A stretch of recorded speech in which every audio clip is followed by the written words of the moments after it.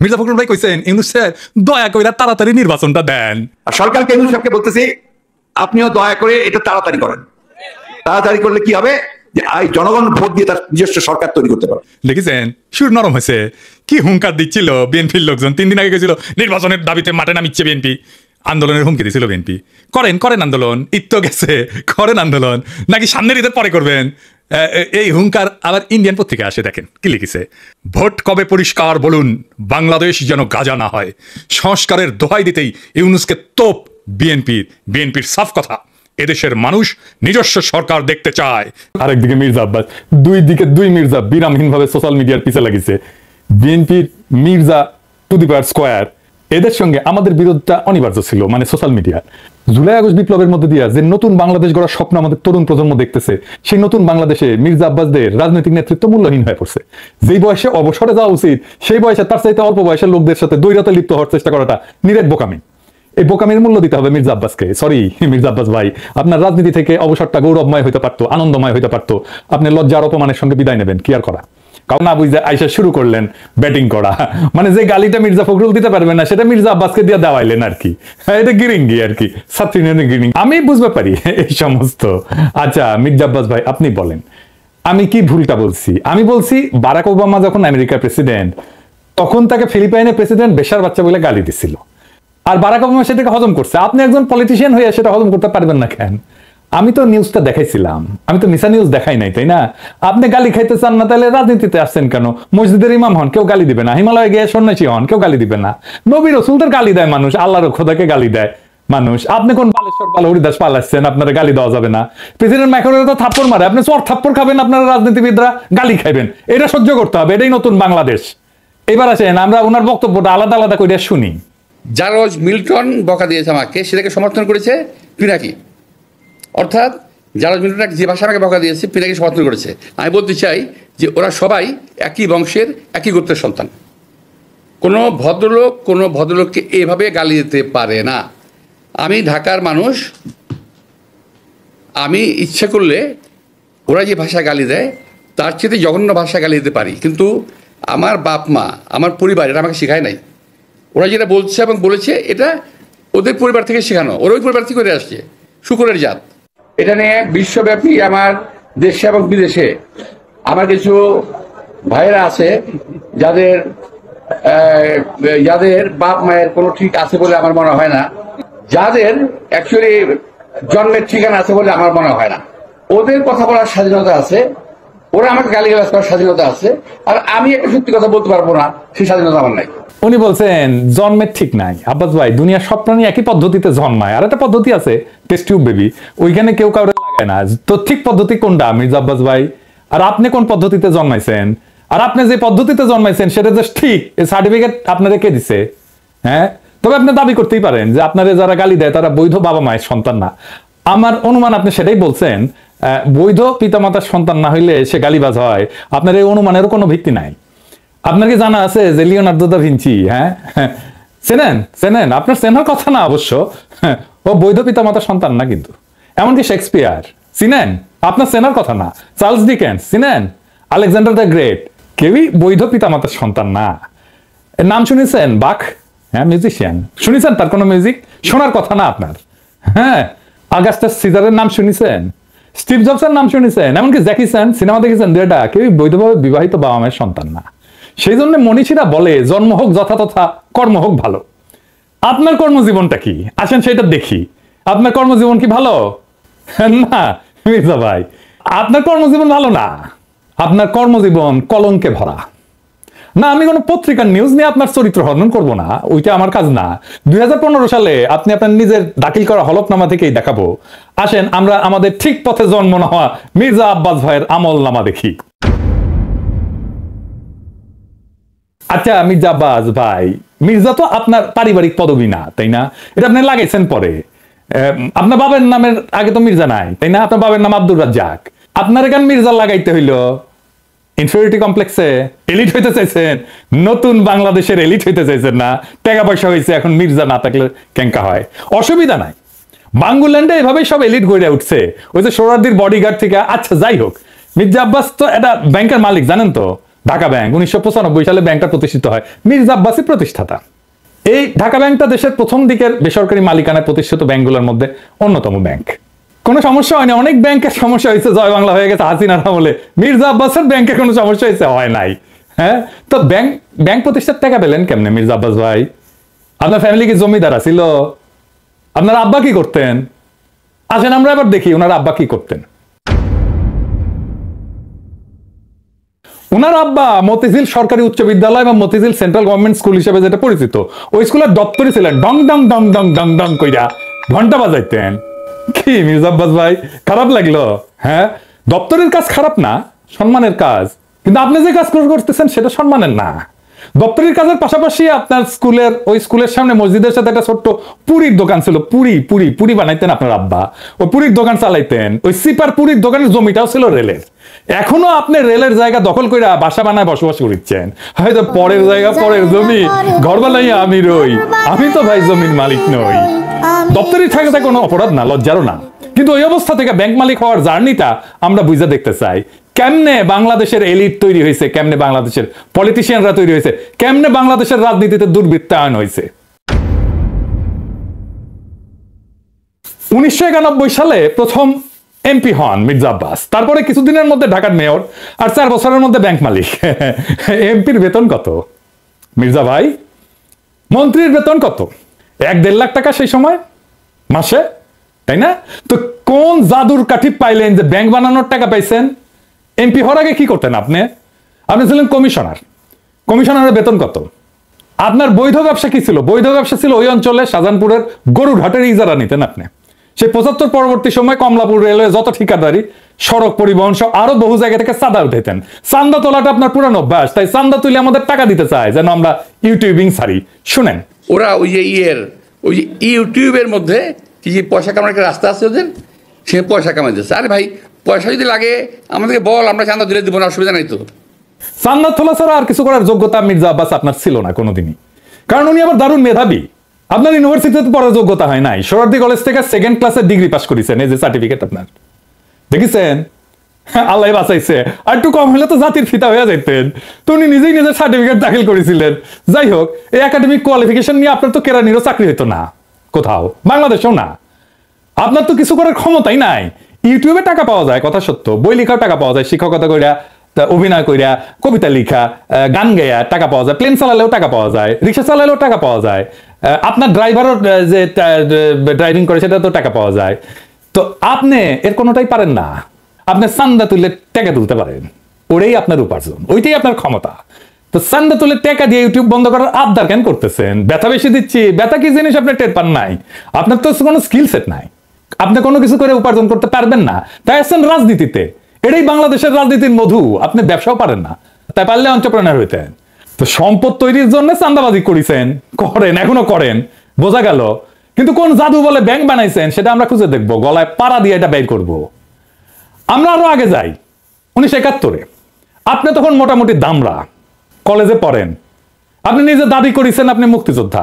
শুনেন, মূলত আমি একটা কথা বলতে পারবো যে ওই 26শে মার্চ রাত্রে যদি আমরা ওই আওয়াজ না পেতাম, যদি আমরা, তাহলে দেশের মানুষের ভাগ্য নিয়ে বহু লোকই সিনেমিনি খেলার সুযোগ পেত, সেটা পায়নি। পরবর্তীতে আমরা মুক্তিযুদ্ধে যাই এবং দেশের স্বাধীনতা যুদ্ধে অংশগ্রহণ করি। এটা আবার বিএনপির পেজ থেকে শেয়ার দেওয়া। এই বক্তব্যে উনি বলছেন মুক্তিযুদ্ধে কি করছেন সেটার কোনো কিন্তু উল্লেখ নাই। 25শে মার্চে কি হয়েছে, শাহজাহানপুরে ওনার বাসা থেকে কি দেখেছেন, ওইটুকুই শুধু বলতে পারেন, তার বাইরে আর যাইতে পারেন না। তার বাইরে গেলে জিয়াউর রহমান মুক্তিযুদ্ধের ঘোষণা অমুক তমুক ওই জায়গায় চলে যান। উনি কোথাও মুক্তিযুদ্ধ করেন নাই। কোন সেক্টরে যুদ্ধ করেছেন, কোথায় ট্রেনিং নিছেন, কারা ছিল সহযোদ্ধা? মিথ্যা কথা কইতে লজ্জা লাগে না মির্জা আব্বাস? এটা চেনেন? 1971-এ পাকিস্তানি বাহিনী তার নাম শুনলে কাপড় নষ্ট করে ফেলতো। ঢাকার গেরিলা মুক্তিযোদ্ধা সাদেক হোসেন খোকার দলের। আমি তার কাছ থেকে জানছি আপনি মুক্তিযুদ্ধ করেন নাই। এমনকি আপনি এই যে যারা মুক্তিযুদ্ধ করছে একই সময় ঢাকায়, আজম খান, ইকবাল সুফি, আলমাস লস্কর, কাজী মোহাম্মদ হেদায়েতুল্লাহ, মোহাম্মদ শফি, খুরশিদ আব্দুল মতিন, আবু তাহের, মোহাম্মদ বাশার, খন্দকার আবু জায়েদ, জিন্না, ফরাদ জামিল, ফুয়াদ, মোহাম্মদ শামসুল হুদা, ডক্টর নিজাম, জাহের, কোসি, ঢাকার মুক্তিযুদ্ধের সেই উজ্জ্বল নামগুলা কারো বন্ধু সার্কেলের লোক আপনি ছিলেন না। 1971-এর মুক্তিযুদ্ধের যাওয়ার সাহস হয় নাই, আজ আসছেন 71 বাঁচাইতে, দ্বিতীয় স্বাধীনতাকে অস্বীকার করতে। বাহ বাহ, চমৎকার চমৎকার আরেক জাফর ইকবাল রাজনীতিতে। আবার বলছেন আমরা নাকি হাসিনারে যারা সমর্থন করছে সে ব্যবসায়ীদের বিরুদ্ধে কিছু বলি না। শুক্রের গ্রুপ ওরা কিন্তু দেখেন ওরা শুধু রাজনীতিবিদদের পিছনে লেগেছে, কিন্তু যারা নাকি এই যে হত্যাকাণ্ড ঘটালো, এই যে ছাত্রদের হত্যাকাণ্ডটা ঘটালো, একটা বিশাল একটা ব্যবসায়ী গ্রুপ আছে না, আপনারা দেখেন না 3 তারিখে 3 তারিখে আগস্টের 3 তারিখে যারা হাসিনার সাথে দেখা করেছিল, মিটিং করেছিল এবং বিভিন্ন ভাষায় তাকে এমনভাবে কথা বলেছিল যে হাসিনা খুন করতে উৎসাহিত হয়েছিল, তাদেরকে এমনভাবে প্রভোগ করা হয়েছিল যে হাসিনাকে খুন করতে উৎসাহিত করা হয়েছে। সেই লোকগুলোর সম্বন্ধে তারা কিছু বলে না, তারা কিছুই বলে না, তার মুখে কোনো শব্দ নাই। মির্জা আব্বাস কি শুক্রে 8 দিন হইলে আমার ভিডিও দেখেন, তিনি কি কাউরে ছাড়িছে? হাসিনা যখন ক্ষমতায় তখন একটা এপিসোডই করছে আলাদা করে ফ্যাসিবাদের সমর্থক ব্যবসায়ীদের, এডিটর সাহেব দেখে দেন না কিছু এক না ওটা থেকে। এফবিসিসি এর একটা কনফারেন্স আছে, সেইখানে বাংলাদেশের ব্যবসায়ী নেতারা হাসিনাকে সামনে রেখা নানাভাবে তেল দিছে, শেখ হাসিনার নামে জয়ধ্বনি দিছে, গানের কলি ব্যবহার করে হাসিনার মন পাওয়ার চেষ্টা করছেন। হাসিনাকে যারা উৎখাত করতে চায় তাদের দেখে নিবে বলছে হাসিনাকে যারা উৎখাত করতে চায় তাদের ঠেকায় দিতে বাংলাদেশের ব্যবসায়ীরাই যথেষ্ট। জয় শেখ হাসিনা, জয় শেখ হাসিনা। সালমান ভাই রাঘব আমাকে বলছে বলার জন্য, হ্যাঁ শেখ হাসিনা সরকার, শেখ হাসিনা সরকার, শেখ হাসিনা সরকার। কিন্তু হাসিনা যাওয়ার পরে আপনার সামনে কেন সময় টিভির মাইক্রোফোন এডিটর সাহেব বড় কইরা দেখান, মাথার উপরে কেন চ্যানেল 24 এর লোগো? ওরা কি আপনার দুলাভাই লাগে নাকি আপনার চান্দা দেয়? আবার শোনেন বলতেছে আমরা নাকি সবার পিছিয়ে লাগি। এই গোষ্ঠী কখনো বাংলাদেশকে স্থিতিশীল থাকতে দেবে না, কখনো আমার বিরুদ্ধে, কখনো ওর বিরুদ্ধে, কখনো তার বিরুদ্ধে লেগেই থাকবে। আপনারা অপেক্ষা করেন, কদিন পরে তারা ইউনূস সাহেবকে ধরবে। আমি এটা বলে দিচ্ছি আমি আপনাদেরকে, কদিন সাহেব পরে তারা ডাক্তার ইউনূস সাহেবকে ধরবে। কার পিছিয়ে লাগিয়েছি? ইন্ডিয়ান লেসপেন্সারি যারা করে তাদের পিছিয়ে লাগিয়েছি। প্রফেসর ইউনূসের পিছনে নাকি আমরা লাগবো? অবশ্যই লাগবো যদি প্রফেসর ইউনূস ইন্ডিয়ান লেসপেন্সারি করে। ইন্ডিয়ান লেসপেন্সারি বাদ দেন, তারপরে এসে আলাপ করতে। আমাদের কাছে খবর আছে, বুঝছেন, সব খবর আছে।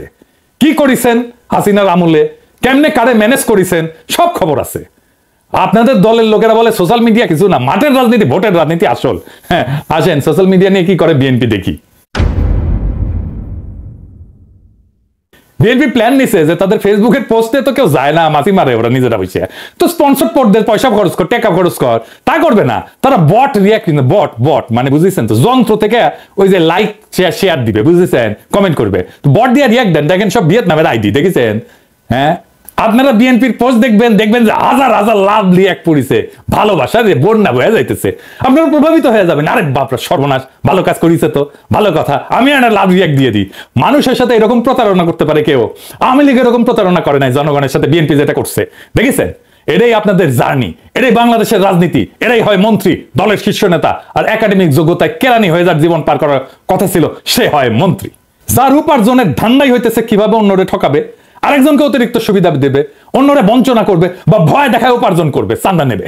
আমি যদি 1 টাকা ইউটিউবে উপার্জন করি না, সেটা আমার ইনকাম ট্যাক্সের ফাইলে আছে, এটা আমার বৈধ উপার্জন। আমি 1 টাকা যদি খরচা করি, ওটাও দেখাইতে পারবো আমি কিভাবে এই 1 টাকা উপার্জন করছি। আপনি জিন্দেগিতে দেখাইতে পারবেন না কিভাবে আপনি ব্যাংক বানানোর টাকা পাইছেন, জিন্দেগিতে পারবেন না। চ্যালেঞ্জ দিলাম আপনাকে। আপনার বৈধ উপার্জন কি? আপনি নিজেই ঘোষণায় বলছেন বাড়ি ভাড়ার টাকা আর ব্যাংকে রাখা সঞ্চয়পত্র। বাড়ি ভাড়ার টাকা পেট চালান, বসে বসে খান, আর ব্যাংকের একটা সঞ্চয়পত্র ওইটি থেকে সুদ আসে, এটা হইতেছে আপনার উপার্জন। তাও এটা আজকের কথা না, 10 বছর আগের কথা। লজ্জা লাগে না আপনার? হ্যাঁ, আমার প্রত্যেকটা পয়সা হালাল, আপনার প্রত্যেকটা পয়সা হারাম। আপনি দাবি করতে পারবেন আপনার প্রত্যেকটা পয়সা হালাল? পারবেন না।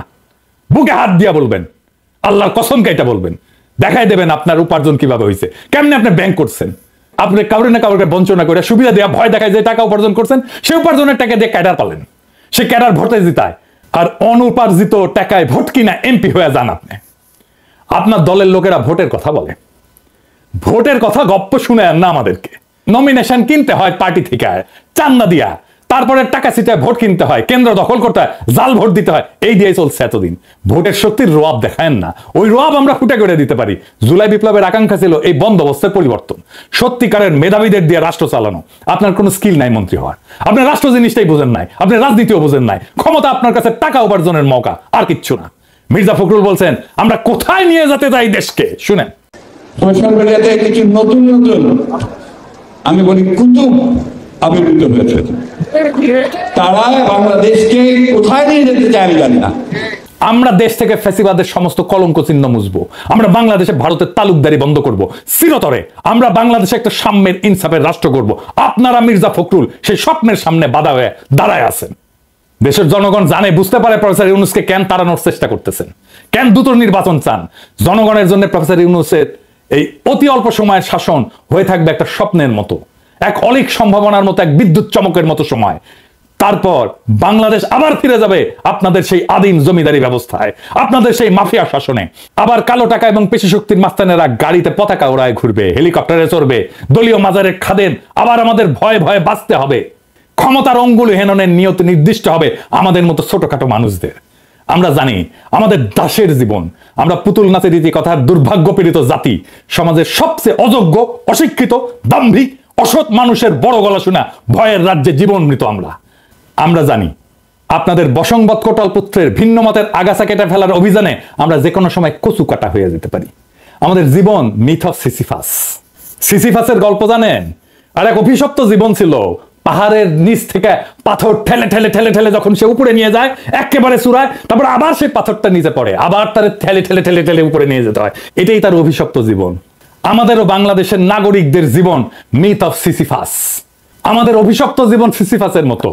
আমাদের সন্তানেরা বারবার রক্ত দিবে এই আর ক্ষমতার রাক্ষস তাড়াইতে, আবার নতুন রাক্ষস এসে দখল করবে জনপদ।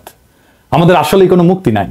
কিন্তু মির্জা আব্বাস মনে রেখেন, পৃথিবীতে যদি একজন মানুষও থাকে এই নষ্ট দুর্বৃত্তের রাজনীতির মুখোশ খুলে দেবে, সেটা আমি। ঈদের জামাতে যারা প্রফেসর ইউনূসের হাত ছুঁইছে, তারা বলছে আকুল ভাবে স্যার আর 5টা বছর থাকেন, কারণ তারা জানে ওই লোকটা তাদের মানুষের মর্যাদা দিছে। বেশি দিন লাগে নাই, মাত্র 7-8 মাস। মানুষ তার বিপুল সম্ভাবনা আর তাদের অফুরন্ত শক্তির খোঁজ পেয়েছে, জাতির প্রাণ শক্তি জায়গা উঠছে। এটাই বিপ্লব। আমরা এই পরিবর্তনের জন্য জান লড়াই দিছি, এই জন্য আমাদের বাচ্চারা জীবন দিছে জুলাই আগস্টে। এটাই বিপ্লবের রুহানি প্লাবন, সেই বিপ্লবের আইকন আজকে প্রফেসর ইউনূস। জনতার স্বপ্নের সামনে বাধা হয়ে দাঁড়াইলে জনতাই আপনাদেরকে রুখে দিবে। সেই দিন বুঝবেন সোশ্যাল মিডিয়া কি জিনিস। আপনারা ক্ষমতায় আসতে পারেন, কিন্তু কোনোভাবেই এই স্বপ্নের সময় প্রফেসর ইউনূসের করে দেওয়া যাওয়া অর্জনকে অতিক্রম করতে পারবেন না। আপনাদের সেই পরাজয়ের কথা এখনই লেখা হয়ে গেছে, প্রত্যেক দিন লেখা হচ্ছে। এই নতুন বাংলাদেশের স্বপ্নে যারা অন্তরায় হয়ে দাঁড়াইছে, তাদের ভবিষ্যৎ অনিবার্যভাবে ম্লান। ইতিহাসের নিয়মে জনগণের ইচ্ছার বিপরীতে দাঁড়ানো মানেই পরাজয়। মির্জা আব্বাস এবং তার মতো নেতৃত্বের অবসান অনিবার্য। আমরা জানি এই লড়াই শুধু ক্ষমতার না, এই লড়াই ইনসাফের, সাম্যের, মুক্তির। আমাদের তরুণ প্রজন্ম আজ যে নতুন বাংলাদেশের স্বপ্ন দেখছে, যেখানে দুর্বৃত্তের রাজনীতি, সারাবাজির আধিপত্য কিংবা ক্ষমতার দম্ভের কোনো স্থান নাই, সেখানে থাকবে সৎ, মেধাবী, প্রগতিশীল নেতৃত্ব। প্রফেসর ইউনূস এই নতুন স্বপ্নের প্রতীক। তার নেতৃত্বে যে নতুন দেশ গড়ার লড়াই শুরু হয়েছে, তা জনতার হৃদয়ে আরেক বিপ্লবের আগুন জ্বালায় দিছে। এই আগুন নিভে যাওয়ার না। জনতা জানে, জনগণ জানে এই পরিবর্তন তাদের জীবনে, তাদের ভাগ্যের, তাদের সন্তানের ভবিষ্যতের প্রশ্ন। তাই মির্জা আব্বাস কিংবা তার মতো অতীতের রাজনীতির নেতাদের কাছে আমাদের একটাই বার্তা, সময় বদলাইছে, জনতার স্বপ্নকে দমায় রাখা যাবে না। নতুন বাংলাদেশে মিথ্যা, দুর্নীতি, ক্ষমতার অপব্যবহার থাকবে না। আমাদের লড়াই চলবে জুলাই আগস্ট বিপ্লবের প্রকৃত অর্থ বাস্তবায়ন না হওয়া পর্যন্ত। এই নতুন বাংলাদেশের স্বপ্ন বাস্তবায়নের পথে প্রত্যেকটা বাধাকে পেরিয়ে আমরা আগায় যাব একটা সত্যিকারের স্বাধীন, সাম্যের, ইনসাফের, মানবিক বাংলাদেশের পথে। ইনকিলাব জিন্দাবাদ। আসসালামু আলাইকুম প্রিয় দর্শক, আশা করি যে যেখানে বসে দেখছেন ভালো আছেন, সুস্থ আছেন। আমি হাসিনা আক্তার, টেবিল টক এবং লন্ডন বিরোধের পক্ষ থেকে সবাইকে স্বাগত জানাচ্ছি আমাদের এখনকার অনুষ্ঠান দেখার জন্য। প্রিয় দর্শক, জুলাই শেখ হাসিনার শাসনে 16 বছরের অবসান হয়েছে এবং সেই দুঃশাসন থেকে বের হওয়ার জন্য ছাত্র জনতা মাঠে নেমেছে এবং সেইখানে 5 আগস্ট শেখ হাসিনার পতন হয়েছে। কিন্তু সেই জুলাই থেকে আরেক জুলাই 1 বছর পূর্ণ হতে চললো।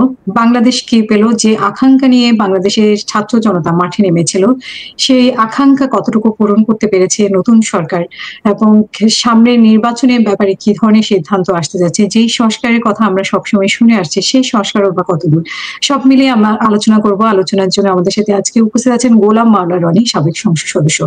আপনাকে স্বাগত আমাদের আজকের অনুষ্ঠানে। ধন্যবাদ, আপনাকে অনেক অনেক ধন্যবাদ। আমি গোলাম মাওলা রনি আপনার থেকে শুরুতেই জানতে চাই যে আমরা আসলে কি প্রত্যাশা করেছিলাম যে শেখ হাসিনার শাসনের অবসানের পরে, তো সেই প্রত্যাশা অনুযায়ী আমাদের প্রাপ্তি কতটুকু বলে আপনি মনে করেন? এখানে আপনি একটু সংশোধন করে দিতে চাই আপনাকে।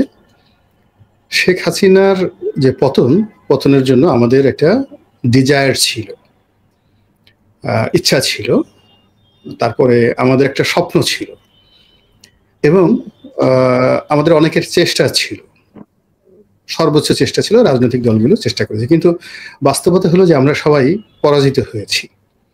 আমরা তাকে কোনো অবস্থাতেই ক্ষমতা থেকে সরাতে পারিনি, রাজপথে পরাজিত হয়েছি, তার সঙ্গে কৌশলে বুদ্ধিতে পরাজিত হয়েছি, এবং যার যার অবস্থানে তিনি আমাদেরকে এতটা কোণঠাসা করে দিয়েছিলেন যে আমাদের জীবন হারাম করে দিয়েছিলেন।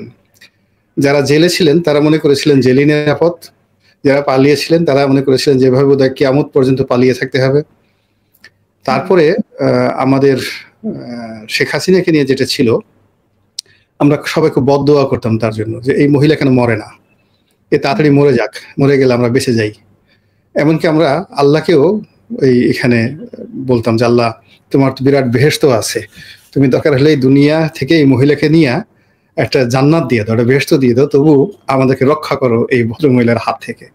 এর কারণ হলো আমরা আর এই ভদ্র মহিলার সঙ্গে পেরে উঠছি না। এই আমাদেরকে আচ্ছা মতো পিটায়, জেলে ভরে, আবার জেলখানা থেকে বের করে আমাদেরকে যদি বলে হাসতে বলে আমরা হাসি, আমাদেরকে যদি বলে গণভবনে আসো আমরা সবাই দৌড়ে গণভবনে যাই। আবার যদি তার ভালো না লাগে তাহলে গণভবন থেকে আমাদেরকে তাড়িয়ে দেয়, আমরা হাসতে হাসতে গণভবন থেকে চলে আসি।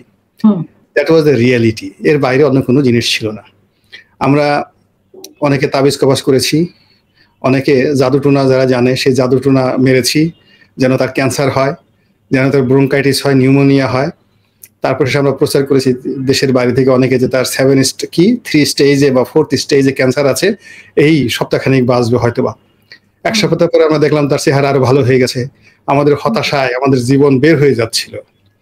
তো এর মধ্যে যখন কোটা বিরোধী আন্দোলন হলো, যারা কোটা বিরোধী আন্দোলন হলো তারা সবাই জয় বাংলার লোক, আমরা তাদেরকে চিনতে পারিনি।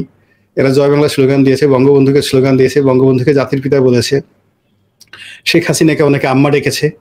তো এই হলো প্রাথমিক স্তরের অবস্থা। পরবর্তীতে যখন পরিবেশ পরিস্থিতি নিয়ন্ত্রণের বাইরে চলে যায় এবং আন্দোলনকারীরা বুঝতে পারে যে শেখ হাসিনা এইবার আসলে ঠিকই গজবের মধ্যে পড়েছে, আমরা যে এতকাল ধরে যে গজব করে দেখেছি, বা আমরা যেভাবে এতকাল ধরে তাকে অভিশাপ দিচ্ছিলাম, জাদু মেরেছি, টোনা মেরেছি, বান মেরেছি, এসব এখন একসাথে তার জন্য মানে কাল হয়ে দেখা দিয়েছে। তখন আমরা আমাদের আসল আজরাইলের রূপ, ওটা আমরা প্রদর্শন করা শুরু করলাম। আমরা আমাদের যার যা কিছু আছে শক্তিমত্তা নিয়ে আমরা রাজপথে নামলাম। তো রাজপথে আমরা যখন নেমেছি তখন মানে শেখ হাসিনা আলটিমেটলি চলে যাবে অথবা চলে গেছে। তো আমাদের আসলে একমাত্র টার্গেট ছিল এ চলে যাক, এ চলে যাক, এরপর দরকার হলে আমরা 100 বছর না খেয়ে থাকবো, এ চলে যাক, তারপরে দরকার হলে আমরা গড়াগড়ি করবো, যা কিছু করবো, আমরা ভিক্ষা করে খাবো, কিন্তু এ আগে চলে যাক। That was the reality of our revolution against Sheikh Hasina. এর বাইরে কোনো বাস্তবতা নেই। এখন যে সমস্ত কথাবার্তা বলে এগুলো আমরা অনেকে বানাই বলি, অনেকে নিজের গুরুত্ব বোঝার বলার বলি, অনেকে ম্যাটিকুলাস কথা বলি যে ওইটা ম্যাটিকুলাস হয়েছে। তারা যদি শেখ হাসিনার জমানাতে বলা হতো ম্যাটিকুলাস বানান করেন, সে বলে যে ম্যাটিকুলাস কি বানান করবো, আমি তো আমার আব্বার নামই ভুলে গেছি। তো অনেকে তাদের বাপের নামে ঠিক মতো বলতে পারতেন না, এখন যারা ম্যাটিকুলাস ইংরেজিতে খুব সুন্দর করে বলেন আর কি। তো এই ছিল শেখ হাসিনার জমানার বাস্তবতা। মেটিকুলাস কি ডিজাইন আসলে ছিল না, মানে যেটা নিয়ে আমরা শুনি মানে আমেরিকার এক ধরনের সহযোগিতা ছিল, এক ধরনের ডিজাইন ছিল, অনেক আগে থেকে সবাই জানতো। পুরো ঘটনাটা ঘটেছে কিসের আমেরিকার ডিজাইন? আমেরিকার ডিজাইন করেছে, আমেরিকা তো সব জায়গাতে ইরানকেও মেরে ফেলে ইত্যাদি ইত্যাদি সবকিছু। শেখ হাসিনাকে সরানোর জন্য আমেরিকা প্রথম থেকে চেষ্টা করছে, আবার শেখ হাসিনার হাতে পায়ে ধরেছে আমেরিকা। আপনি গিয়ে দেখবেন যে শেখ হাসিনাকে খুশি করার জন্য আপনার জয়ের দালালি করেছে বারাক ওবামা, মানে আপনি পুতুলের দালালি করেছে বারাক ওবামা হোয়াইট হাউসের মধ্যে, আমরা সেটা দেখিনি। আপনার জো বাইডেন কি করেছে তার সাথে, মূল ব্যাপার হলো পিছনে পিছনে ডোনাল্ড লুকে লাগিয়ে দিয়েছে। ডোনাল্ড লু শেখ হাসিনার সাথে দেখা করতে আসছে, সামনে বসছে, মনে হয় যেন একটা তেলাপোকা বসছে, ওর মানে শেখ হাসিনা যদি ধমক দিত সঙ্গে সঙ্গে তো ডোনাল্ড মারা যাইতো, এমন একটা অবস্থা ছিল। ফলে এই যে ম্যাটিকুলাস ডিজাইন না, চক্রান্ত তো সবাই করছে, আমিও করেছি, আপনিও করেছেন। ওখানে বসে আমরা কি না করেছি, আপনি নিরাপদ দূরত্বে লন্ডনে বসে কত কিছু করেছেন, কত কিছু বলেছেন। আমি বাংলাদেশে বসে অত প্রকাশ্যে বলতে পারিনি, কিন্তু আমার মনে মনে তো আমার অনেক অভিশাপ ছিল। তো এইগুলো ওইটা আমেরিকারও ছিল। কিন্তু যেই শেখ হাসিনা পরাজিত হয়ে গেছে, এখন সব ম্যাটিকুলাস বেরোচ্ছে, ফিজিক্স বেরোচ্ছে, কেমিস্ট্রি বেরোচ্ছে, তারপরে শেষে এখন এই স্কার্ট ক্ষেপণাস্ত্র বেরোচ্ছে, কত কিছু বেরোচ্ছে। কিন্তু বাস্তবতা হলো শেখ হাসিনার ভয়ে এই যে যাকে বলা হয় রাষ্ট্রদূত পিটার ডি হাস, সে আর মানে সে যে বেঁচে থাকতো সে আসলে মানুষ থেকে হাসে পরিণত হয়ে যেত, একদম একটা রাজহাঁস না একটা পাতিহাঁস হয়ে যেত। এই অবস্থা শেখ হাসিনা তাকে করে ফেলেছিল। এবং লাস্টে তো নির্বাচনের পরে আওয়ামী লীগ সিদ্ধান্ত নিয়েছে যে ওই আমেরিকান এম্বাসির পাশে হাঁস মেলা করবে, হাঁস মেলা করবে, ওখানে হাড় জবাই করে চিতই পিঠা দেখাবে। এবং অনেকে 4-5টা সংগঠন সেই আমেরিকান এম্বাসির সামনে তারা ওই হাড় জবাই করে চিতই পিঠা উৎসব করেছে। আপনি বুঝেন ব্যাপারটা। এবং এইটাকে সামাল দেওয়ার জন্য মিস্টার পিটার ডি হাস তার বুকের উপর একটা হাঁসের ছবি এঁকে মনোগ্রাম এঁকে সে বিভিন্ন সরকারি অফিসে ঘুরে বেড়াইছে। That was the power of meticulous design. এটা ছিল শেখ হাসিনার ক্ষমতা। এখন আপনি অনেক কথা বলতে পারেন, বেচারা না হয়তো বিপদে আছে, শেখ হাসিনার বিপদে আছে, তো আমরা এখন সে বিপদ তাকে খোঁচা দিতে পারি, করতে পারি, কিন্তু এটা রিয়ালিটি নয়। দ্বিতীয়ত হলো শেখ হাসিনার পতনের পর ডক্টর মোহাম্মদ ইউনূস যখন ক্ষমতায় বসলেন, এখানে ডক্টর মোহাম্মদ ইউনূসকে আমরা শেখ হাসিনাকে যেভাবে আমরা অনেক ক্ষমতাধর মনে করতাম, ক্ষমতা থেকে তার চলে যাওয়ার পরে আমরা মনে করছি যে একটা মাটির মূর্তি, একে আশ্রয় ভাঙা যায়, এর বাবার মাথা ভেঙে সেখানে মলমূত্র ভরে দেওয়া যায়, ইত্যাদি ইত্যাদি নানা রকম, মানে অত্যাচার যা করা সব করা যায়। আবার শেখ হাসিনার জায়গায় যেহেতু আমরা সেই শেখ হাসিনাকে বহুদিন ধরে পুজো করেছি, এবং আমরা যদি দেখি যে আওয়ামী লীগ কি আমরা কি মানে এখন মনে হচ্ছে কি আওয়ামী লীগ আসলে কিছুই না, কিন্তু 16 বছরে কিন্তু এরকমটা হয়নি। না ওটা আবার এখন তো মানে এখন সবার মনে হচ্ছে যে ওরে বাবা ডক্টর ইউনূস বিশাল ব্যাপার, ডক্টর ইউনূসের কথা মতো নাসা চলে, ডক্টর ইউনূসের কথা মতো স্টারলিংকের যে স্যাটেলাইট সে ঘোরাফেরা করে, ডক্টর ইউনূস যেভাবে বলে ওভাবে টেমস নদীর পানি আসা যাওয়া করে। তো এরকম আমাদের মধ্যে এখন অনেক লোক মানে ডক্টর মোহাম্মদ ইউনূসের যারা ভক্ত, তারা ওই শেখ হাসিনাকে জমানাতে শেখ হাসিনার ভক্তরা তাকে যেভাবে পূজা করতেন, এখন ডক্টর মোহাম্মদ ইউনূসকে নিয়েও তার ভক্তরা কিন্তু এইভাবে পূজা করছেন। তার লোকেরা বলছেন এ সাক্ষাৎ অলি, তার লোকেরা বলছেন এই লোকেরা দেখলে গুনাহ মাফ হয়, তার লোকেরা বলছেন যে নবী রাসূল যেভাবে এই দুনিয়াতে আল্লাহ বিশেষভাবে আলাদা তৈরি করে, স্পেশালি ডিজাইনড, হ্যাঁ, এবং স্পেশালি বিল্ড নবী এবং রাসূলকে এইরকম আলাদাভাবে তৈরি করে এই বাংলাদেশের জন্য ডক্টর মোহাম্মদ ইউনূসকে পাঠানো হয়েছে। তার বিরুদ্ধে কথা বলে ইমানও থাকবে না, এখানেও থাকবে না। এই কথা তো হচ্ছে আমাদের দেশে। এই ধরনের কথা তো আসলে শেখ হাসিনার সম্পর্কে বলা নেই। শেখ হাসিনাকে 2-1 হজরত বলেছে, শেখ হাসিনাকে 2-1 অলি আল্লাহ বলেছে, ওই পর্যন্ত। কিন্তু আল্লাহ নিজ হাতে নবী রাসূলের মতো শেখ হাসিনাকে তৈরি করেছে, এইরকম কথা তো কেউ বলে না। সে কথা তো এখন ডক্টর ইউনূসকে নিয়ে বলা হচ্ছে। কেন বলা হচ্ছে? এর কারণ হলো ওই যে আমরা যে দীর্ঘদিন মানুষকে পুজো করতে শিখেছি, মানুষের সাথে মাথা নোয়াতে শিখেছি, এটাকে আরবিতে বলা হয় এজাহারে তাজাল্লুল।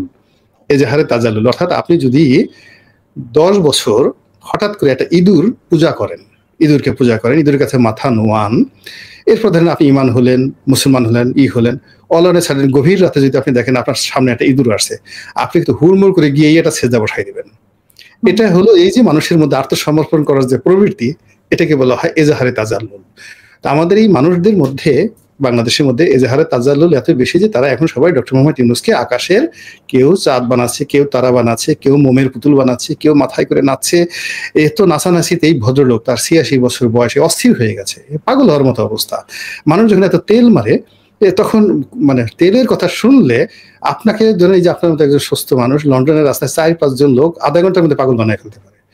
আধা ঘন্টার মধ্যে আপনাকে যদি খালি গালাগালি করে আপনি পাগল হয়ে যাবেন। আবার 5-6 জন লোক আপনাকে যদি প্রশংসা করে আপনাকে মেরিলিন মন্ডো বানাই দিতে পারে, যে আরে ম্যাডাম কি আশ্চর্য, মেরিলিন মন্ডো কি ছিল, আপনার পায়ের ধুলাও ছিল না।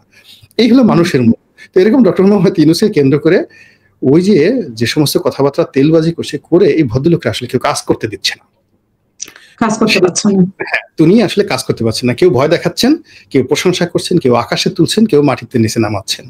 মানে সে যা সেটা সে বুঝতে পারছে না।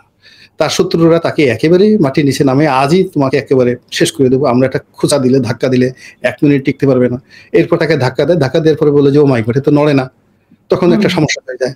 আবার যখন যারা মনে করে যে এই আল্লাহ আকাশ থেকে আজকে IMF থেকে 1000 কোটি টাকা নিয়ে আসবে, কালকে ব্যাংক ভরে ফেলবে, পরশুদিন এই বাংলাদেশে ডলারের বন্যা বয়ে যাবে, যখন টাকা আসে না, ও মাই গড, সেই লোকজন বলে যে আল্লাহ কি হলো, তারা বাকি কাজকর্ম বন্ধ করে দেয়।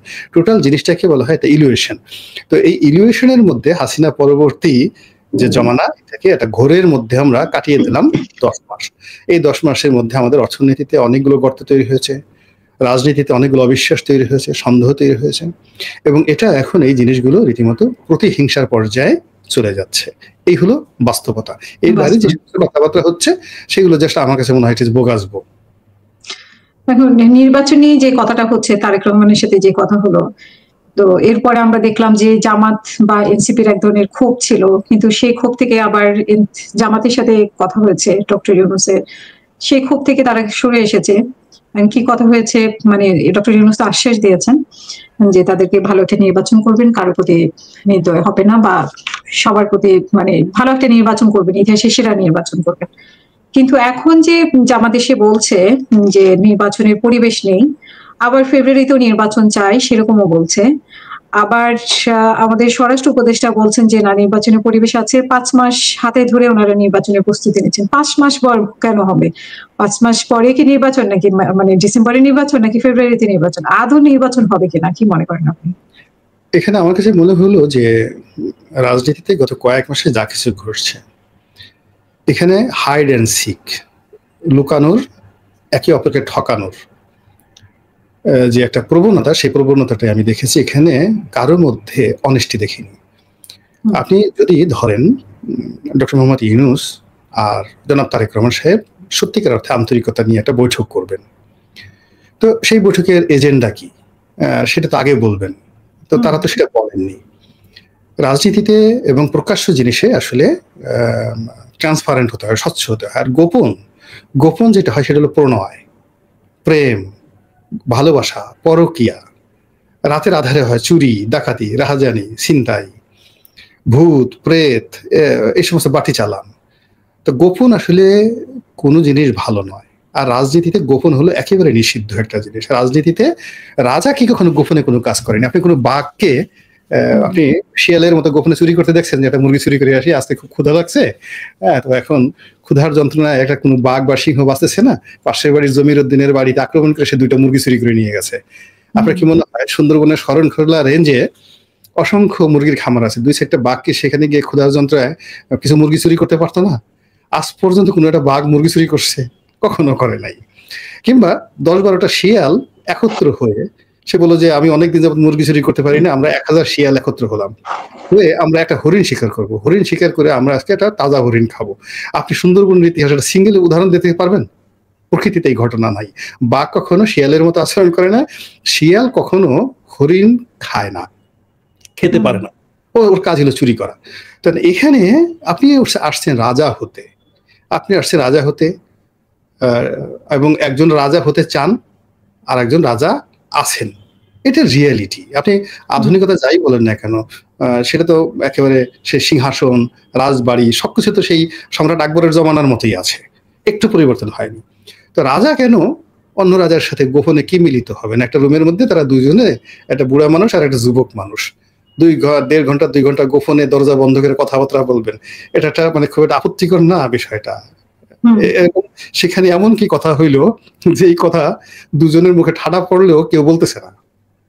এখন ওই 1.5 ঘন্টা রুমের মধ্যে বসে বসে তারা কি করছে, কি কথা বলছে, এখন পর্যন্ত আপনি ডক্টর মোহাম্মদ ইউনূসের মুখ দিয়ে, তার পবিত্র জবান দিয়া তিনি কি বলেছেন যে ওই যুবকের সঙ্গে আমি রাজনীতিবিদ ভবিষ্যৎ প্রধানমন্ত্রীর সঙ্গে আমার এই কথা হয়েছে? উনি তো বলেননি। অথবা বর্তমান তত্ত্বাবধায়ক সরকার প্রধানের সঙ্গে আমার এই বিষয়ে কথা হয়েছে, জাতিকে আমি আশ্বস্ত করছি আমি happy, I have a very good meeting, good understanding. I could rely on Dr. Yunus. আমি তার প্রতি নির্ভর করতে পারি, আমি জাতিকে আশ্বস্ত করতে চাচ্ছি ফেব্রুয়ারি মাসে নির্বাচন হবে, উনি কমিটমেন্ট করেছেন। এই কথাটা আমরা খসরু সাহেবের মুখ থেকে, খলিল সাহেবের মুখ থেকে শোনাতে হবে না। তারেক রহমান সাহেব কি কথা বলেছেন? এখন পর্যন্ত বলেননি।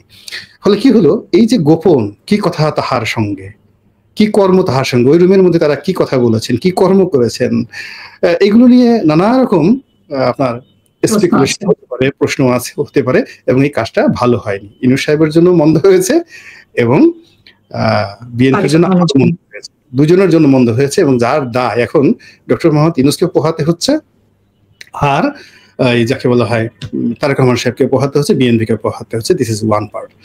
সেকেন্ড পার্ট হলো যে যিনি রাজা হবেন, লিডার হবেন, তার চরিত্রের একটা প্রধানতম দিক হলো যে রাজা যেটা বলবেন, রাজার কথাই আইন। রাজা মরে যাবে কিন্তু আইন নষ্ট হবে না, রাজা কখনো মিথ্যা বলেন না। ব্রিটেনে আপনি আছেন, আমিও মানে ব্রিটেনে পড়াশোনা করেছি, এবং আইনের এখানে একটা বক্তব্যটা হলো যে রাজা কখনো মিথ্যা বলেন না।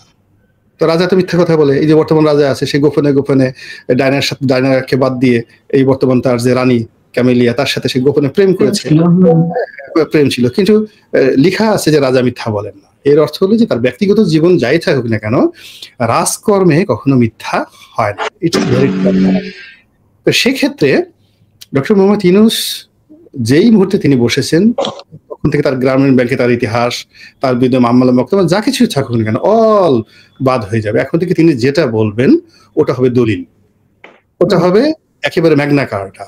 এবং এই জিনিসটা যদি তিনি না করেন তাহলে তার চরিত্র আর হাসিনার চরিত্রের মধ্যে ডিফারেন্সটা কি? তার চরিত্রের মধ্যে আর এরশাদ চরিত্রের মধ্যে ডিফারেন্সটা কি? কোনো ডিফারেন্স তো নেই। কিন্তু গত 10 মাসে তাকে বিশ্বাস করা যায়, তার উপর নির্ভর করা যায়, এবং তিনি যা বলেন তা করেন এবং যা বলেন তা করবেন। এই বিষয়গুলো তার যারা বন্ধু তারাও বিশ্বাস করে না, তার যারা শত্রু তারাও বিশ্বাস করে না, আর দেশের যারা আম জনতা তারা তো বলতেছে এই কোন বিপদে পড়লাম, এর সাথে তো আগেই ভালো ছিল, ইত্যাদি ইত্যাদি বিভিন্ন কথাবার্তা। তো সব মিলিয়ে এরকম একটা হযবরল অবস্থা তৈরি হয়েছে, তাতে মনে হচ্ছে যে এই বাংলাদেশে সুনামি হতে পারে, এই বাংলাদেশে ঘূর্ণিঝড় হতে পারে, কালবৈশাখী হতে পারে, এই বাংলাদেশে আরো অনেক কিছু হতে পারে। কিন্তু খুব দ্রুত যে নির্বাচন হবে এটা কেউ মনে করছে না যে আগামী 24 মাসের মধ্যে 36 মাসের মধ্যে বাংলাদেশে সুনামি হতে পারে।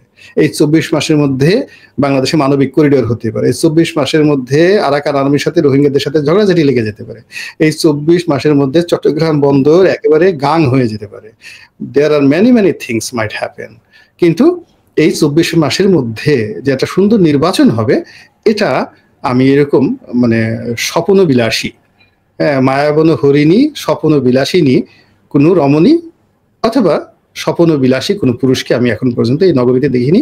আপনারা বিদেশে থাকেন, দূরবীন দিয়ে দেখেন, আপনারা দেখেছেন কিনা এটা আপনাদের ব্যাপার। এই হলো বাস্তবতা, রিয়ালিটি।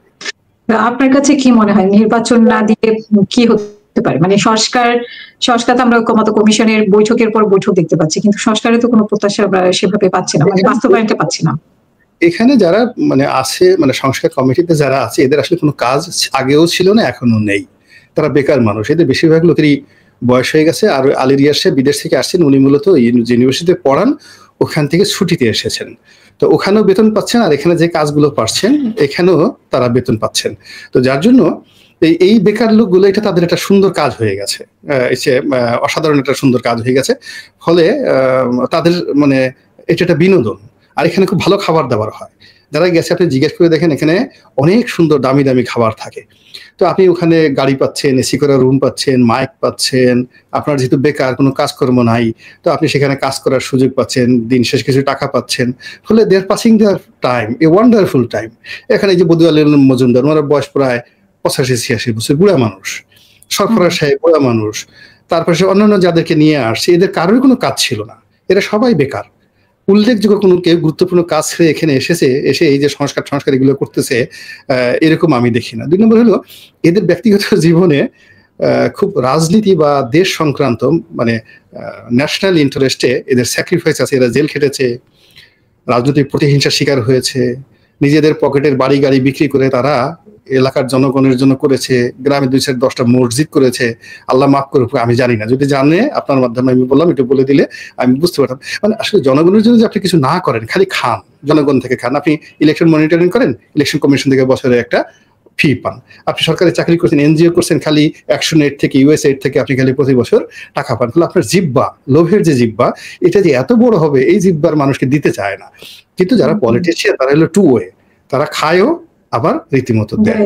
এখন এই যে যারা পলিটিশিয়ান, যারা 2 হাতে টাকা রোজগার করে, চুরি করে, চামারি করে, টিয়া বেচে, কাবিখা বেচে, আবার অনেক লোক আছে বাপের শত কোটি টাকা সম্পত্তি বিক্রি করে মানুষের জন্য দান করে শেষ করে দেয়। অনেকে দেখা যাচ্ছে যে জীবনের 3 ভাগে 2 ভাগে জেলখানায় কাটিয়ে ফেলে, আবার অনেকে সেই জেলখানা থেকে বের হয়ে রাজা হয়ে যায়।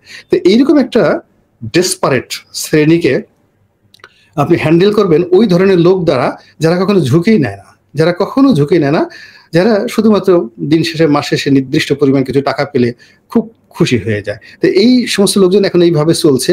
এখন আপনি দেখবেন যে রাজনীতিবিদদের তো এরা তো দেখবেন যে ছোট একটা সম্মেলন করতে গিয়ে এরা নিজেরা মারামারি করে।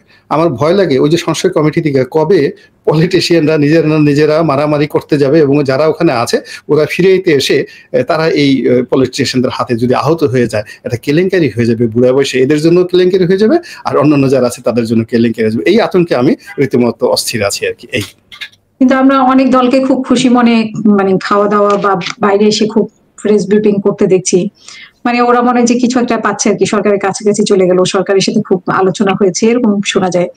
তো সেই জায়গাটা থাকুক, কিন্তু আমি অন্য জায়গায় যেটা কথা বলি, তাহলে কি বিএনপিকে মিথ্যা আশ্বাস দিল যে ফেব্রুয়ারির মাঝামাঝিতে যদি সংস্কার এবং বিচার ঠিক মতো হয়, অগ্রগতি হয়, তাহলে নির্বাচন। তো ডক্টর ইউনূস আসলে এই জায়গা থেকে কিভাবে নড়ে আসবেন? এখানে আসলে মূল ব্যাপারটা হলো যে ডক্টর মোহাম্মদ ইউনূস যেমন সরাসরি কোনো কথা বলছেন না, আর বিএনপির তারেক রহমান সাহেব কোনো কথা বলছেন না। এখানে সালাউদ্দিন সাহেব অন্যান্য যে সমস্ত কথাবার্তা আমরা শুনছি তার সঙ্গে কিন্তু বাস্তবতার কোনো মিল নেই। এখানে মূল ব্যাপার হলো বিএনপি তো একাধিকবার রাজনীতি করেছে, তারপরে একাধিকবার ক্ষমতায় এসেছে, বিএনপির অনেক সফলতা আছে এবং একই সঙ্গে বিএনপির কিন্তু প্রচুর ব্যর্থতাও আছে। তো সেই ব্যর্থতার নিরিখে এই যে বর্তমান সময়টা তারা যেভাবে প্রথম দিন থেকে মূল্যায়ন করার দরকার ছিল, যেমন আগস্টের 5 তারিখে, তো সেই জিনিসটা তারা মূল্যায়ন করেনি। এখানে তাদের ব্যাপার হলো 5 তারিখে তারেক রহমান সাহেব আসবে, ওই দেশের বড় দল, ওনার কথা মতো উপদেষ্টা পরিষদ হবে, ওনার কথা মতো 3 মাস পরে নির্বাচন হবে, উনি ক্ষমতায় এতদিন প্রধানমন্ত্রী থেকে যেতেন। এটা হলো ঝুঁকি নেওয়ার একটা বিষয়। আর একটা বিষয় হলো যে আমি যেহেতু 16 বছর যাবৎ ঝুঁকি নেইনি, আমি আসিনি, আমার অনেকগুলো বিষয় আছে, আচ্ছা ঠিক আছে ডক্টর মোহাম্মদ ইউনূস আসছেন, তো আমরা তো এর আগে 16-17 বছর অপেক্ষা করছি, এখন একটু 3-4 বছর 5 বছর এটা অপেক্ষা করি না, কিন্তু সেটাও তারা করছে না। মাঝামাঝি জায়গায় তো হলে হবে না, আপনাকে একটা স্ট্রেট জায়গাতে আসতে হবে। তো এই জায়গাতে তার কিন্তু একটা অন্তর্বর্তীকালীন সরকার কি 3-4 বছর ধরে থাকতে পারে? মানে সিস্টেমে কি বলেন? এখানে সিস্টেমে কিছুই বলে না। প্রথমত আমাদের সিস্টেমে তো অন্তর্বর্তীকালীন সরকারই নেই, এখানে পুরোটাই তো আমরা সংবিধান ব্রেক করে ঝুঁকি নিয়ে আসছি। বলে এখানে যারা আছেন তাদের সঙ্গে এবং যারা আসবেন তাদের সঙ্গে একটা বন্ধুত্ব হতে হবে। যদি সেই বন্ধুত্বটা বিশ্বাসের একটা বন্ধুত্ব না হয়, তাহলে এখন যারা আছেন এরা তো নিরাপদে যেতে পারবেন না, এদের সবাইকেই মানে মারাত্মক মৃত্যু ঝুঁকিতে তাদেরকে কাটাতে হচ্ছে, অপদস্থের ঝুঁকিতে তাদের কাটাতে হচ্ছে।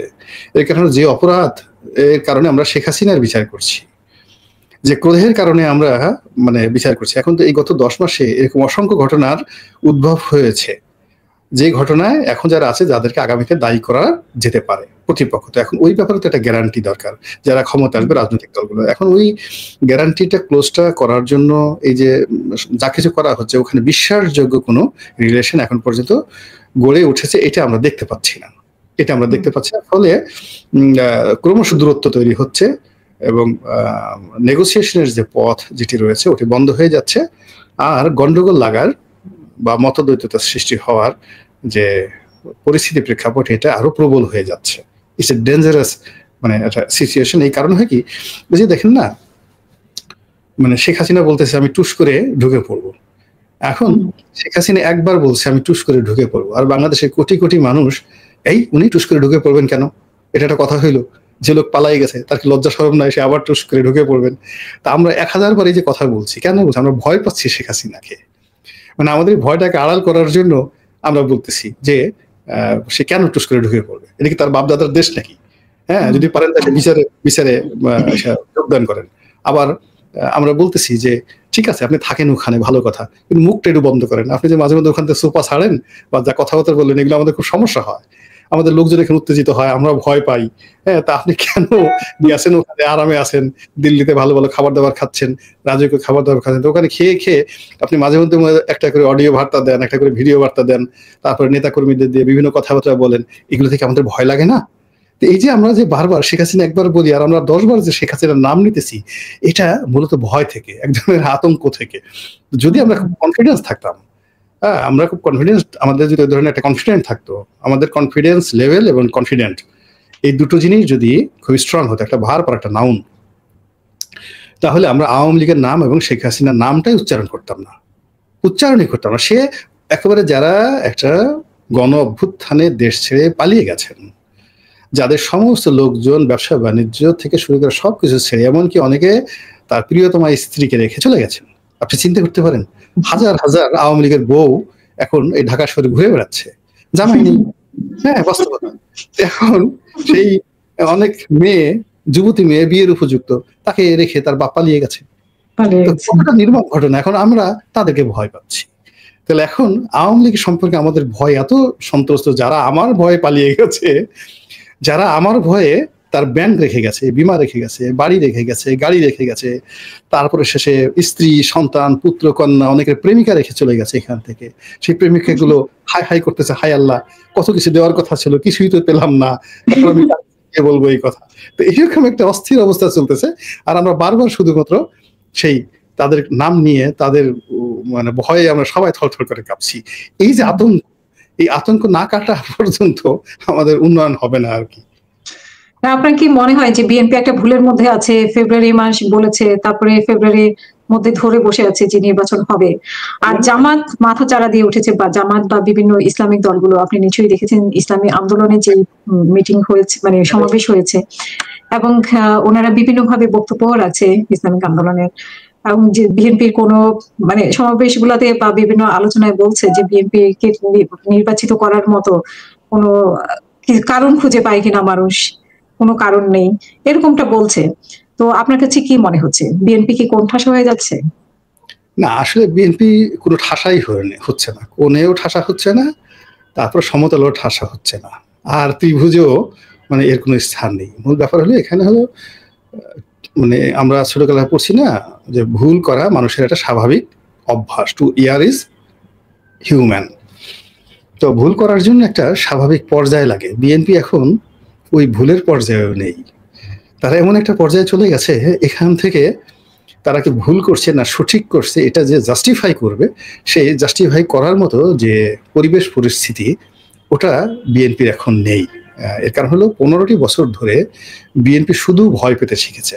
আপনি বিএনপির আগের ভিডিওগুলো দেখবেন, 2-3 জন বসে আছে বিএনপি অফিসের সামনে, হঠাৎ করে একটা পুলিশ আসছে, আর ওই বিএনপি খালি বারবার ওইদিকে তাকাচ্ছে, নেতাকর্মীরা 2-3 জন, আর বারবার শুধু ওই বিএনপি অফিসের মধ্যে ঢোকার চেষ্টা করছে। আবার দেখা গেল যে ভয় করে না বুলেট বোমা, আমরা সবাই জিয়ার সেনা, এই কথা বলতেছে। সামনে 400-500 জন লোক, হঠাৎ করে দূর থেকে পুলিশ একটা বাঁশি বোধহয় ফু দিছে, আরে দৌড় ভো দৌড়। মানে এই ভিডিওগুলো তো আমরা দেখছি। এখন বলেন তো গত 10 মাসে তো এই ভয় দূর করার জন্য তো আপনার অপারেশন লাগবে, যাদের মেরুদণ্ডে ব্যথা হয়েছে তাদের সেই মেরুদণ্ডের থেরাপি লাগবে, তারপর শেষে যাদের চিত্ত দুর্বলতা হয়ে গেছে তাদেরকে অনেক vitamin A, D, C, B এগুলো খেতে হবে, তারপর শেষে যাদের হার্টের মধ্যে কোলেস্ট্রল জমা হচ্ছে তাদেরকে ওই যে একটা ফিশ অয়েল আছে, হ্যাঁ সেই ফিশ অয়েল খেতে হবে, হ্যাঁ হ্যাঁ ফিশ অয়েল খেতে হবে। তো এগুলো তো আছে, কিন্তু এইটা তো গত 10 মাসে মানে এই যে রিহ্যাবিলিটেশন যেটা আছে পলিটিক্যাল সাহস সঞ্চয়ের জন্য, এই যে দেখেন আর্মিরা লেফট রাইট করে কেন, লেফট রাইট একেবারে যেদিন যোগদান করে সেদিন থেকে একদম যতদিন সার্ভিসে থাকে এই যে পায়ের ব্যায়াম করে লেফট রাইট করে, ওইটা হলো শরীরের একটা ব্যালেন্স লাগে। তো রাজনীতিতে এরকম একটা সাহস সঞ্চয়ের জন্য একটা লেফট রাইট করার একটা প্রক্রিয়া আছে। তো গত 15 বছর ধরে তো আসলে বিএনপি বলেন জামাত বলেন সত্যিকার অর্থে everybody learn how to fled away, কি করে সুন্দরভাবে পালানো যায় ম্যাটিকুলাসলি। আমি একটা বাড়িতে থাকবো, পালিয়ে থাকবো, তারপরে শেষে চারিদিক থেকে পুলিশ ঘেরাও করবে এবং আমি পুলিশের চোখ দিয়ে ফাঁকি দিয়ে সেখান থেকে পালিয়ে যাব। তো এই জিনিসটা তারা যে কৌশলটা রপ্ত করেছে, তারা তো সিনা সামনে এগিয়ে দিয়ে এই যে যুবকদের সামনে তারা কথা বলতে পারছে না কেন, তারা এই প্রথম প্রজন্মে তারা পুলিশের সামনে নিজেদের বুক পেতে দিয়েছে, গুলি করো। এখন এই জামাতের কোনো লোকরা আপনি দেখছেন যে এরকম ব্যাপার? আপনি জামাত বিএনপির কোনো লোকরা যদি আপনি 2024 সনের জুলাই মাসে আপনি বলতেন যে তোমাকে 1000 কোটি টাকা দেবো, 1000 কোটি টাকা দেবো, তোমরা খালি একটু ডিজি ডিএফআই অফিসের সামনে গিয়ে ডিজি ডিএফআই যে ডিজি তার একটা গালি দিয়ে আসবা, এই কথা বলার পরে তাদেরকে যদি আপনি হাত ধরে টানাটানি করতেন, তাহলে ছোটকালে আপনার একটা ছেলে আছে না, আপনার একটা ছেলে আছে, তো ওই ছেলেটা যখন মুসলমানি করার সময় যেভাবে কান্নাকাটি করছে ঠিক ওইভাবে দেখতেন যে এরা কান্নাকাটি করতো যে যাবো না আর কি। তো এই ছিল এদের সাহস এবং শক্তি, এইগুলো রিয়ালিটি। তারা ভয় পেতে শিখেছে, তারা লড়াই করতে এখন পর্যন্ত শিখেনি।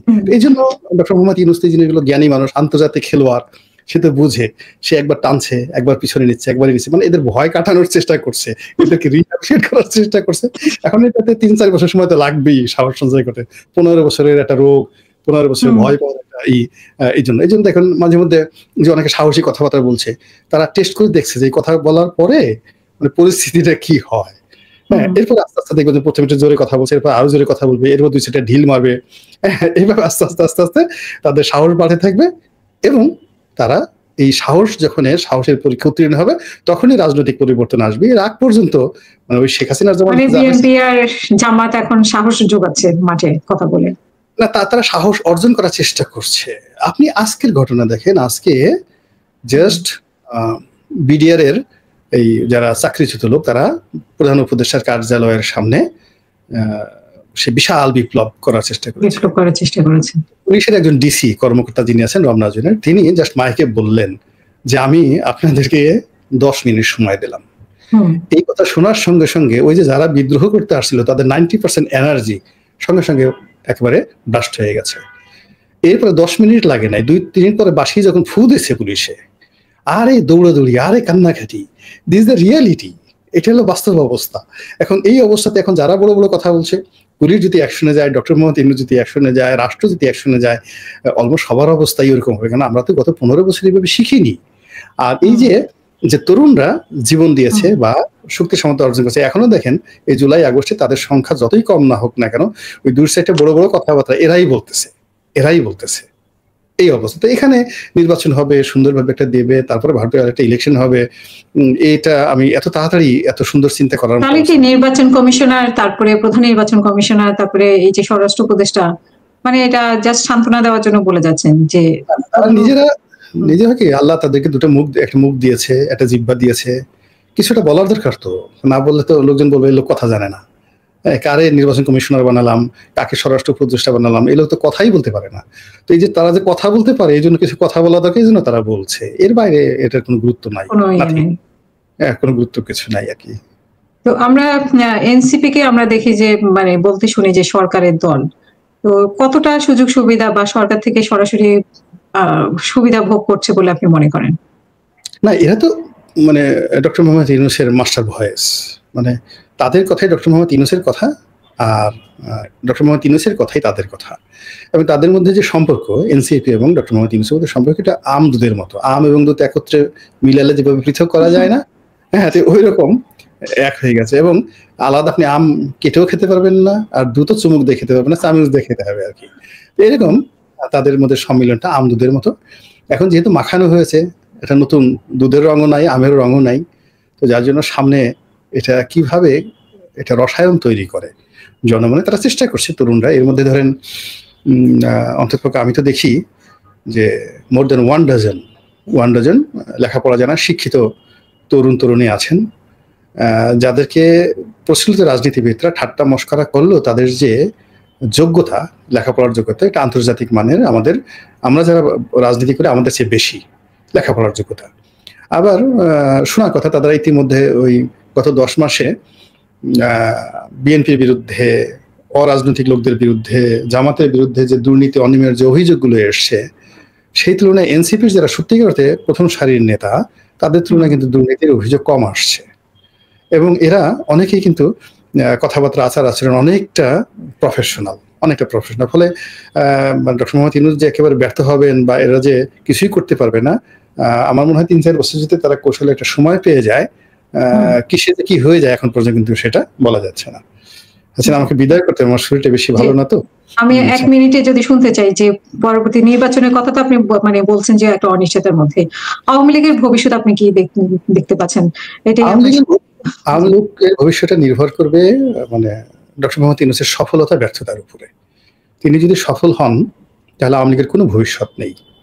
আর তিনি যদি ব্যর্থ হন তাহলে আওয়ামী লীগ যে অপকর্মগুলো করেছে, অন্যায় করেছে, এগুলোর একটাও মানুষ মনে করবে না। এই হলো দুটো ভবিষ্যৎ, দুটো সমীকরণ। It depends on doctor Mohammad Yunus, তাদের সফলতার উপরে। অসংখ্য ধন্যবাদ আমাদেরকে সময় দেওয়ার জন্য গোলাম মাওলা রনি। এবং প্রিয় দর্শক, আপনাদেরকে অসংখ্য ধন্যবাদ আমাদের সাথে থাকার জন্য। এবং আমাদের পরবর্তী অনুষ্ঠান দেখার আমন্ত্রণ জানিয়ে এখানে শেষ করবো। সবাই ভালো থাকবেন, সুস্থ থাকবেন। আসসালামু আলাইকুম। আসসালামু আলাইকুম প্রিয় দর্শক, আশা করি পুরো ভিডিওটি দেখেছেন এবং বুঝতে পেরেছেন। অত্যন্ত সুন্দর আলোচনা করা হলো বর্তমান বাংলাদেশের যে পরিস্থিতি, সেই পরিস্থিতি নিয়ে, বাংলাদেশের যে অবস্থা নিয়ে, সেই অবস্থা নিয়ে আলোচনা করা হলো। আপনারা জানেন যে গত বছর এই সময়ে ব্যাপক আন্দোলন চলছিল বাংলাদেশে। জুলাইয়ে যে আন্দোলন শুরু হয়েছিল আগস্টের 5 তারিখে শেষ হয়। সামনে আর 5 আগস্টে 1 বছর পূর্তি হবে শেখ হাসিনা দেশ থেকে পালিয়েছে। এর মধ্যে দেশের অনেক ঘটনা ঘটেছে, অনেক কিছুই হয়েছে। শেখ হাসিনা চলে যাওয়ার পর ডক্টর মোহাম্মদ ইউনূস যিনি সরকার গঠন করেন এবং অন্তর্বর্তীকালীন সরকারের প্রধান উপদেষ্টা হন, সেখানে তাদের উপদেষ্টাদের নিয়ে চলছিল ব্যাপক আলোচনা সমালোচনা, নানানমুখী চাপের সরকার কতটুকু এগিয়েছে এই বিষয়ে আপনাদের কি মূল্যবান মতামত রয়েছে অবশ্যই কমেন্টে জানাবেন। সবাই ভালো থাকবেন, সুস্থ থাকবেন। ভিডিওটি শেষ করছি। আসসালামু আলাইকুম।